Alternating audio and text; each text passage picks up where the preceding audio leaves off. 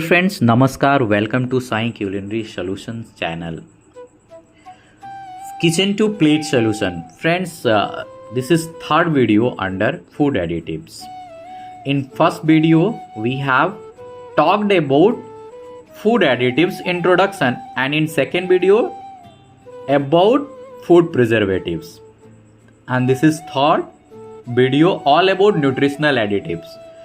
Friends, for your best reference, I will mention those two videos in description. Please have a look for your best references.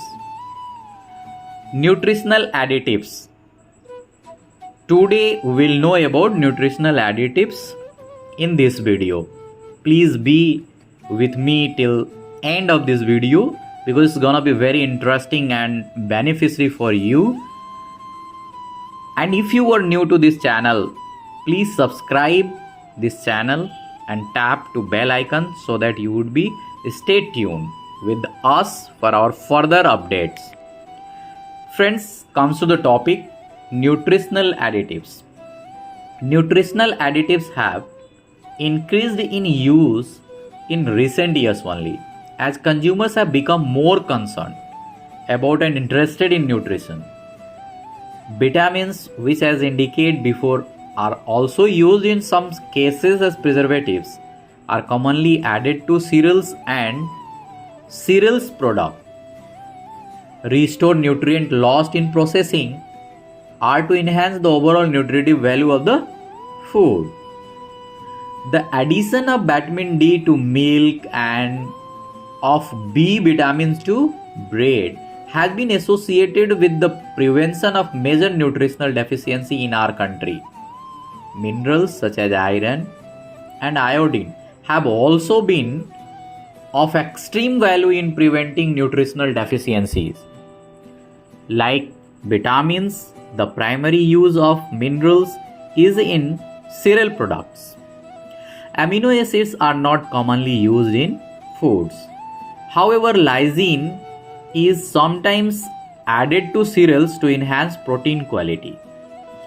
Proteins are proteinaceous materials such as soya protein are also sometimes used as nutritional additives.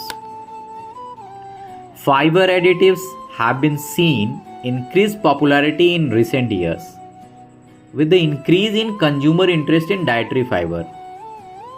Friends, we'll also make a video on dietary fiber and how to use in our product. That would be over there in that video. I will make further.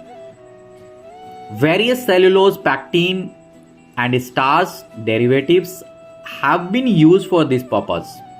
Recently, naturally derived fiber from apples and other fruits as well as sugar beets has been introduced as a fiber additives.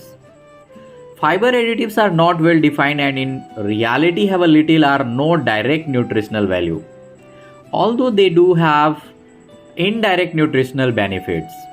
In some cases, fiber additives also provide improved texture to food products and are categorized in the INS and E system as bulking agents, thickeners or stabilizers, and their E ranges are from E400 to 499. Hopefully this video would be very beneficial for you. Have a good day. Bye bye.